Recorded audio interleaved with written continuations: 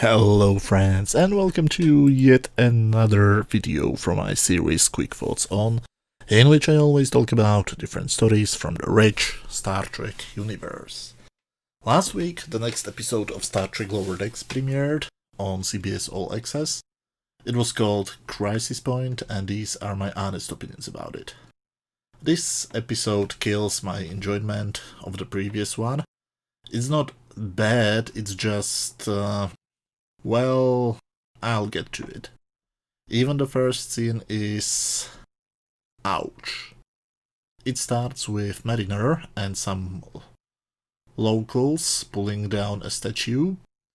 Bad timing, CBS. What will be next? Will you show police killing some aliens and make fun of it?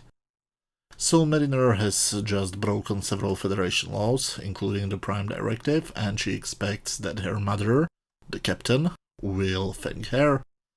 This is a planet where red creatures eat lizard creatures, and for some reason she cares and starts a little revolution.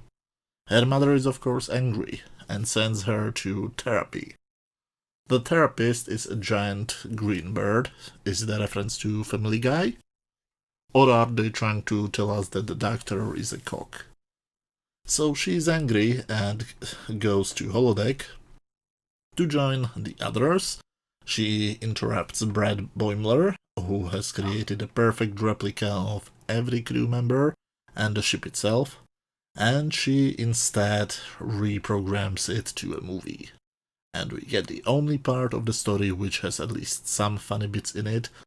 This movie has even opening credits, which are clearly a parody of the first 6 Star Trek movies. Brad doesn't want to act in the role she has written for him, so he gets Judy Cerritos to play the role of, well, Brad Boimler. He uses every opportunity to find everything he can about the captain, because he will have later have an interview with her in real life, so he wants to give her all of the right answers. But they can't just beam on board. Nope, they have to first make fun of my favorite Star Trek movie ever, the motion picture. The Cerritos went through some reconstruction, and we have a long scene of our heroes flying there in a shuttle. A scene which is clearly a parody of the scene from Star Trek the Motion Picture. So this episode makes fun of people like me who love the movie and love that specific scene. Cool, thank you for that. Why should I like it again?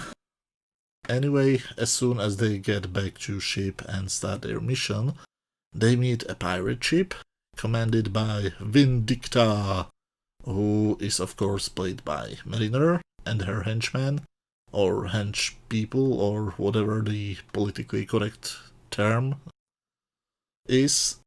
They are played by Tandy and Rutherford.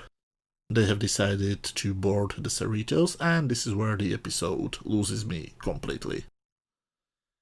What we are forced to watch is basically a trip into a mind of a psychopath. Yes, I know that that's the point of this episode, to explore Mariner's bad mental state, but still, the fact that the writer knows how a psychopath would think is kind of scary, don't you think? The next few minutes are, well, very hard to watch for me, and the show expects me not only to watch it, but to laugh at it.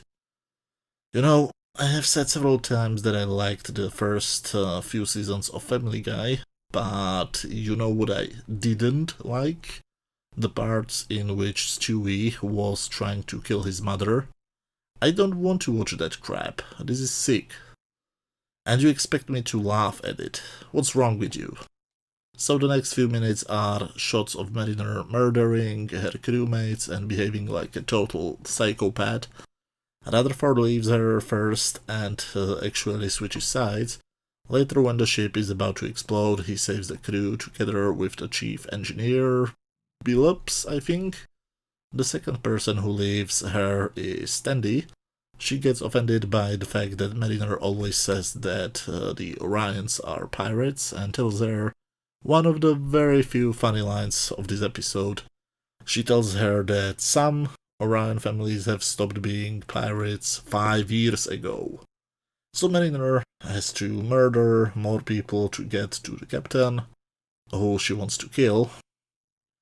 Yes, our main hero is trying to kill her mother, and that is supposed to be somehow funny. First, she crashes her ship remotely to the Cerritos, which then crashes on the planet, but thankfully Rutherford beamed most of his friends away to safety. So we, quote, finally, end quote, get to see Mariner trying to kill her mother, and she gets attacked by Mariner. So, yes, we get to watch Mariner as Vindicta fighting Mariner as Mariner. And it ends with Mariner blowing up the Cerritos. And then she realizes, after talking to herself, that she, in reality, loves her friends, and her ship, and even her mom. So this whole episode was basically one huge therapy session. Not bad, just not funny, and at least in my opinion. I know that many of you will disagree, I just didn't find this thing remotely funny. So Mariner has a change of heart. She behaves a bit more friendly to everybody, including her mother. She even apologizes to her. So yeah, finally, after 9 episodes, Mariner is trying to behave like not just a Starfleet officer, but mainly as a human. Good, she is not lost yet. But there is a little coda. Boimler wants still to prepare for his interview, so he returns to the holodeck, where he witnesses the holographic version of the captain, admitting that Mariner is her daughter. Well, I had absolutely no clue that this was supposed to be a secret. I honestly, up to this point, thought that everybody knows it. So Boimler is shocked so much that he messes up his real-life interview, and that's basically the end.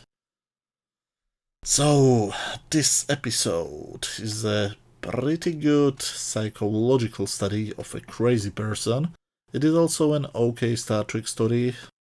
It is, however, a bad comedy and an okay parody of the 6 movies.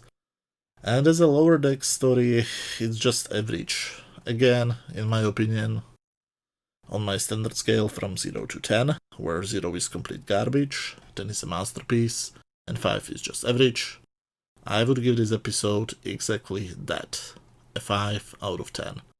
This feels more like the first few episodes, which were kind of interesting but not funny. Anyway, this is episode number 9.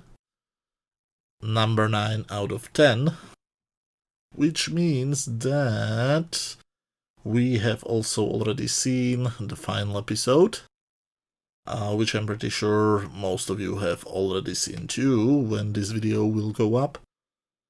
So the plan for the next few days, hopefully tomorrow I will be able to upload a video review of episode 10, and hopefully on Wednesday I will be able to upload a video about the first episode of Star Trek Discovery Season 3. So, yes, I have way too many things planned, but not enough time. Anyway, thank you very much for watching, and see you very soon, hopefully tomorrow. Bye!